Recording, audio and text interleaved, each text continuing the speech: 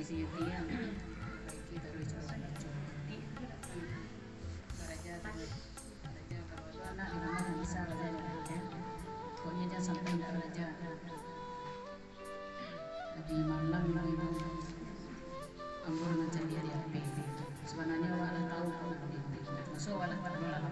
Cuman tadi itu nggak tersedia menceritakan peristiwa di saat ruh akan dicabut. Kan lah lazim mendengar itu kan. Cuman tadi itu dari malam tagak ramah ketakutan gemetar pada masalah. Jadi model ikonya baca cici keluar dia di saat ruh tadi keluar itu manusia yang tadi itu si hamba tadi itu yang merasakan seolah-olah seperti mimpi ya. Jadinya mimpi mati di saat ini dipakaikan aku nama tuh yang kapan nyo mimpi pula di kapan ini di saatnya di kapani tadi itu alahado di dado yang di antara orang kerajo itu dia akan nampak ada sosok yang sangat menyenangkan.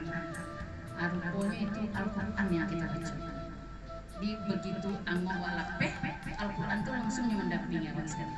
Itu luar biasa Al-Quran itu. Jadi jangan pernah ikut tinggalkan Al-Quran. Itu yang pertama. Setelah itu di saat dimandikan yang si hamba tadi masih merasa seperti mimpi. Mimpi dimandikan. Sudah itu dikuburkan, mimpinya dikuburkan. Kadang-kadang langkah kaki orang dia. Setelah itu kan ditiupkan kembali roh, kan itu ya wadah ada ustaz-ustaz. Ditiupkan kembali roh, di situ tajago. Begitu tajago, untung hanya mimpi dan rumputnya tadi kecil si Mai tadi.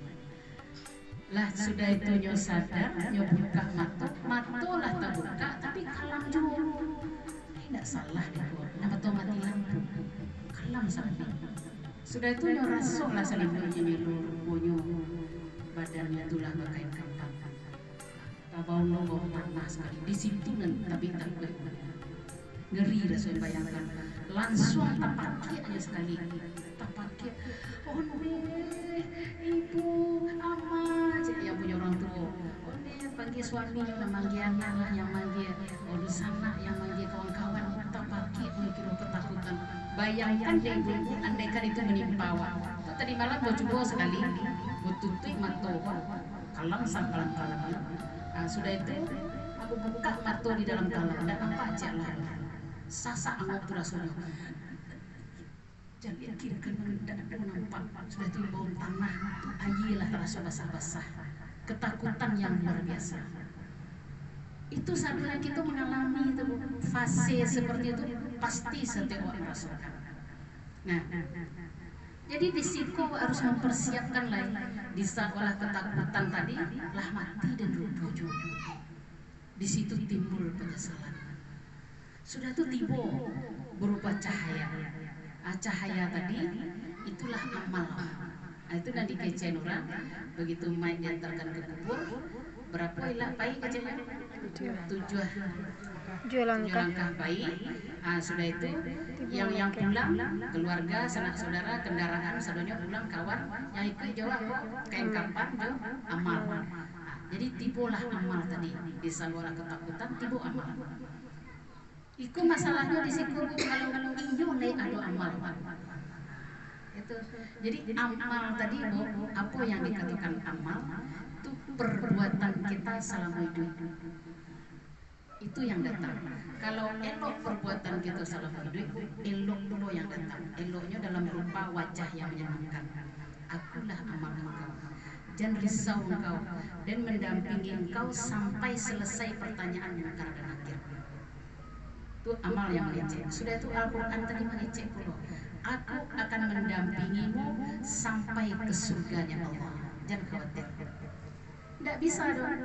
Lah disuruh pai mereka ngandung tadi dia nyopain tetapnya meninggalkan menjaga Al-Quran tadi. Nah kini ibu bayangkan ke diri masing-masing. Andai dan terjadi tidak ada amal. Sholat yang bantu itu yang pertama dihisab apa awak sholat. Sholat awak bantu itu baru indah jodoh perubahan dari waktu ke waktu. Sementara awak di dalam kubur itu tidak ada seorang pun yang menolong, tidak ada seorang pun yang menemani. Jadi tujuan aku sampaikan itu, Bu, hadirkan rasa takut ibu tadi. Karena saat itu pasti akan tiba kawan. Hadirkan. Saat awak seorang kalang terbuka mata dan nampak jalan, tahu lah bakalan tanah gitu. Tidak ada yang bisa kita lakukan lagi. Kalau lolos awak dari jawaban dari pertanyaan dua malaikat tadi, itulah selamat awak sampai menunggu kiamat. Dan pagi petang dicalianlah kawak serupu tampil. Awak masih di dalam kubur tapi dicalian serupu. Tapi andaikan tidak ada amalan baik awak, solat awak tidak beres, itulah bisa dibayangkan pagi petangnya nampakan di Allah neraka. Itu mengerikan bagi pikau naik surang seluruh makhluk Allah mendengarnya kecuali jin dan manusia. Nah, itu nanda terangnya. Jadi hadirkan perasaan itu ke ibu, biar ibu semangat memperbaiki sholat ibu. Kalau tadinya masih bolong-bolong, jangan bolong-bolong juga. Kalau tadinya belum bisa fokus, belum bisa khusyuk, belajar cara khusyuk. Syarat-syarat khusyuk yang pertama dari berwudu. Berwudu ibu perhatikan, jangan asal-asal berwudu. Itulah membahas masalah berwudu. Sudah itu HP sampai kita belajar cara berwudu yang benar. Karena wudu yang salah, wudu itu penentu ya Bu. Wudu yang salah berarti sholat kita tidak sah. Itu sudah itu dari berwudu. Sudah itu yang kedua, memahami dan mengerti apa yang dibaca di dalam sholat tadi. Kalau tidak mengerti Bu, proses waktu ruku apa dibaca, sujud apa dibaca, tapi tidak paham, tidak akan bisa waktu sujud. Kalau waktu khusyuk, kalau tidak khusyuk, bukan berarti sholat tidak diterima. Sholat itu sah, ya. Sholat itu sah selagi memenuhi rukun dan syarat. Rukun dan syarat sholat terpenuhi. Orang tertutup kan atau rukun dan syarat sholat terpenuhi itu sah sholat. Cuman masalahnya diterima atau tidak diterima. Kalau diterima sholat Allah, insya Allah selamat gitu.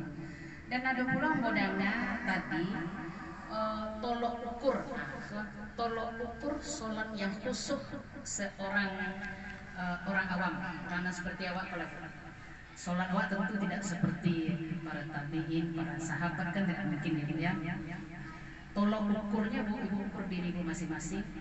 Begitu takbir Allahu Akbar, yang pertama itu Bu bisa menghadirkan Allah, itulah dianggap ibu sholat yang khusyuk. Kan banyak keringanan untuk orang awam seperti awak. Pertama takbiratul ihram, ingat Allah, hadir Allah, itulah dianggap ibu bisa meraih sholat yang khusyuk. Sudah itu di dalam sholat tadi, di dalam sholat kalau terjadi pikiran kemana-mana, hati melayang kemana-mana, ibu tarik balik pikiran ibu capek dan sedang sholat. Itu upaya sama aja orang berjalan di pematang. Nah, itu sholat ibu. Orang yang berjalan di pematang yang licin, ini terpeleset, jatuh, kakaknya capek balik. Nah, itu barometernya sholat itu orang awam. Di belajarlah ibu sholat khusyuk, perhatikan bacaan ibu, pahami apa yang ibu baca. Nah, kalau sholat kita khusyuk, insya Allah kita selamat dalam pertanyaan yang malaikat tadi. Jadi ibu-ibu, mari sama-sama kita hadirkan karena saat itu pasti akan kita alami. Karena mungkin di antara awak ada yang berawak setelah tidak akan mengalami itu, tidak ada kan?